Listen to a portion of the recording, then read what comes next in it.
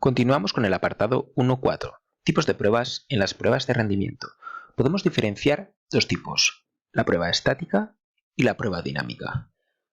La prueba estática, si os recordáis del Foundation, la prueba estática es aquella la cual no necesita de que se ejecute el código para poder llevarse a cabo. Sin embargo, la prueba dinámica sí que se necesita que se ejecute el código. Dentro de la prueba estática tenemos una serie de actividades, que son aquellas actividades las cuales vamos a enfocarlas dentro de las pruebas de rendimiento. Están por un lado, revisiones de los requisitos. Correcto. Podemos revisar los requisitos sin necesidad de ejecutar ninguna parte del código. Esto es súper importante, ya que los requisitos van a ser la clave para que después podamos determinar objetivos y que la prueba de rendimiento sea correcta y se adecue a las necesidades. ¿Qué más se puede hacer? Revisiones de esquemas de base de datos, consultas de almacenamiento, metadatos. Al final es revisar cómo está estructurado todo a nivel de base de datos y a nivel de las memorias y de cómo se utilizan estas memorias. Esto también es muy importante hacer este tipo de pruebas. ¿Por qué? Para luego tener claro que no vamos a tener problemas cuando ejecutemos propiamente la prueba de rendimiento. ¿Qué más podemos hacer? Revisiones de arquitectura y revisiones de red. ¿Por qué es importante? Porque ya veremos más adelante que dependiendo de la arquitectura se pueden tener una serie de riesgos o de limitaciones u otras. Lo mismo ocurre con la red. Se puede terminar de revisar que todas las conexiones de la red y que la arquitectura a nivel de red sea correcta para evitar posibles problemas. Revisiones de fragmentación de fragmentados críticos de código. Básicamente revisar el código y comprobar que a nivel de código todo esté correcto para de esta forma evitar problemas. Así que aquí como palabra clave he añadido revisiones. Revisar todo esto. Lo digo como palabra clave porque igual es una palabra clave que nos puede ayudar, ¿no? Al final, cuando decimos, venga, ¿qué pruebas estáticas puede haber? Pues que nos venga directamente ya la palabra, ¿vale? Revisiones, pues venga, revisar requisitos, revisar esquemas, revisar arquitectura y redes, revisar código, ¿vale? Que todo esto nos ayude a memorizarlo. Por otro lado, ¿cuál es el otro tipo de pruebas? Las pruebas dinámicas. Las pruebas dinámicas, como digo, son aquellas que se necesita ejecutar el código. Para ello, aquí hay una palabra importante. Deben de comenzarse lo antes posible para detectar problemas de rendimiento. En el ISTQB os lo pueden preguntar, ¿cuándo se deben hacer estas pruebas dinámicas? La respuesta es lo antes posible. En caso de que no sea lo antes posible, tendría que ser justificado. Igual, lo antes posible no es posible debido a que la arquitectura o debido a que las implementaciones o el desarrollo todavía no están lo suficientemente maduros. Esa puede ser la única condición o la condición más importante para no empezar a hacer cuanto antes tus pruebas de rendimiento. Pero si no, cuanto antes, mejor. Perdón, tus pruebas dinámicas en las pruebas de rendimiento. ¿Qué oportunidades vemos para las pruebas dinámicas? Pues puede ser una prueba dinámica durante la prueba unitaria. ¿Para qué? Para determinar cuellos de botella o una mala utilización de recursos. Al final, tú tienes un pequeño componente, de hecho no llegarás, ¿no? Una pequeña sección, y dentro de esa pequeña sección lo que quieres es coger y ejecutar para comprobar que funciona correctamente. Si por lo que sea se quedan, por ejemplo, encoladas, pues aquí ya tienes un cuello de botella y algo mal en la implementación. Durante la prueba de integración, entonces ya tienes varias secciones realizadas y las estás integrando. Por lo tanto, aquí lo mismo, pues en la prueba de integración puedes realizar estas pruebas dinámicas para ver si todo funciona correctamente. La misma idea con las pruebas de sistema. Vas integrando componentes y realizas una prueba de rendimiento para comprobar que todo te funcione correctamente, y al igual con la prueba de integración de sistemas. Vas integrando todos los sistemas y compruebas que funcione correctamente. En este punto ya estás integrando todos los sistemas y tu producto tiene que funcionar correctamente, porque ya la única que nos quedaría sería durante la prueba de aceptación para generar confianza, pero no espera encontrar defectos. Esto es importante, al final, gracias a las distintas pruebas que hemos ido haciendo antes, llegar aquí no tiene que suponer ningún tipo de riesgo. A tener en cuenta como palabras claves, pruebas ejecutables, o sea, propiamente que se pueden ejecutar, ¿no? A nivel de código, y a todos los niveles tal y como he dicho anteriormente. Apartado 1.5. El concepto de generación de carga. Como es lógico, en las pruebas de rendimiento es necesario generar la carga. Para ello, el hardware y el software deben de estar correctamente preparados. ¿Cuáles son las opciones que tenemos para generar carga? Tenemos 4, realmente se resumen en 3, pero tenemos 4. Generación de carga a través de la interfaz de usuario. Esto significa que es útil para pocos usuarios y solo si la user interface es estable. ¿Esto qué significa? Aquí os he puesto varios ejemplos, ¿vale? Interfaz gráfica, como puede ser GitLab, como puede ser cualquier plataforma, como puede ser cualquier aplicación, es ir directamente a esa plataforma y tú tienes unas secciones las cuales quieres comprobar su rendimiento, pues es ir pinchando, como hacemos con Google, como hacemos con nuestro navegador. Es lo mismo para esa aplicación o para lo que se quiera probar, es ese usuario que vaya pinchando. ¿Para qué? Para comprobar que el rendimiento sea correcto.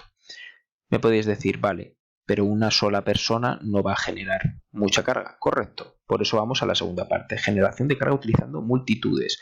Que esto es lo mismo, pero con muchísimos probadores. Es como si nos juntamos 100 personas, 200 personas y empezamos a hacer todas las mismas acciones.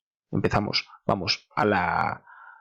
al navegador, a la aplicación que sea, y vamos haciendo esas acciones para generar carga. Como podéis suponer, esto no es ni normal ni muy fácil de gestionar. Por lo tanto, tenemos otras dos opciones que son más fáciles.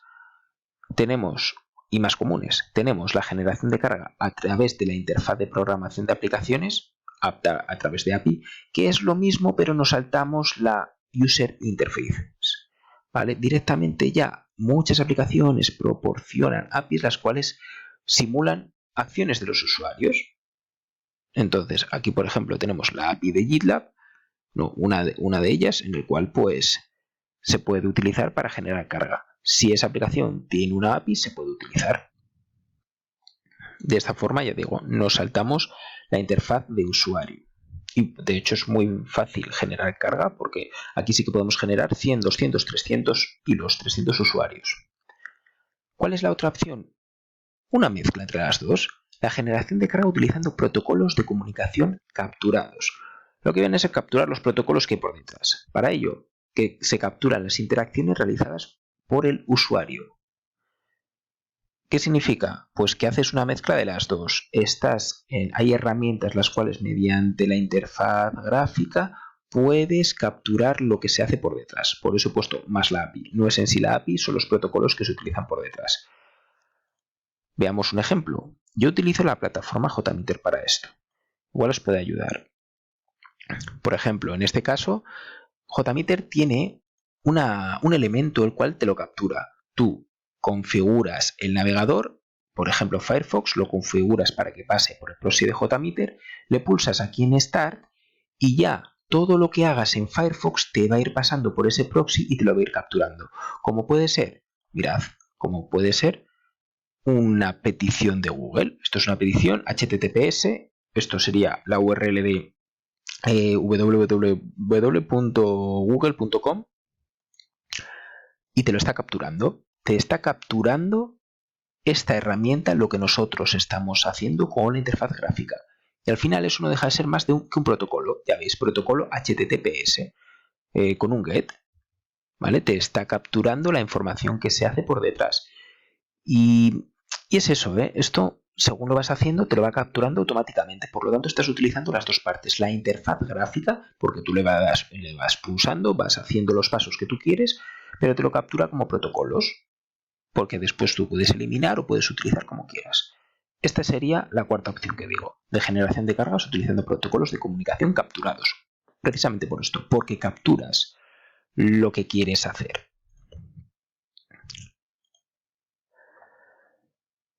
Apartado 1.6. Modos de fallo de rendimiento comunes y sus causas. 4 fallos principales son los que nos dicen el ISTQB. Una respuesta lenta a todos los niveles de carga. ¿Vale? Pongámonos en la idea de que queremos ejecutar una prueba de rendimiento. ¿Vale? Con 100 usuarios, ¿no? Queremos ejecutarla. Bien.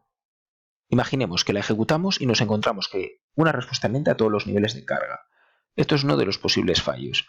¿Por qué puede ocurrir? Pues mala implementación del sistema principalmente. Si a todos los niveles de carga, da igual que sea con 100, con 200 o con uno, imaginaros, con un solo usuario, ya está proporcionando una respuesta lenta. Por lo tanto, esto es claro de que hay algo mal implementado. Segunda opción, respuesta lenta a bajos niveles de carga. O carga moderada o elevada. Bueno, perdón, respuesta lenta bajo niveles de carga moderada o elevada. ¿Esto qué significa? Que vale, con poquita carga perfecto, pero ya cuando le vas metiendo, imaginaros, con 20 usuarios bien, pero ya cuando vamos a 100 usuarios o 200 usuarios, ya empieza a funcionar mal. Entonces, como podemos suponer, ya poco a poco va aumentando más, ¿no? Usuarios, consume más recursos y por lo tanto ya va habiendo problemas. Entonces, el motivo principal, hay más, el ISTQB os dice más, pero yo os destacaría la saturación de recursos y posibles cargas en segundo plano.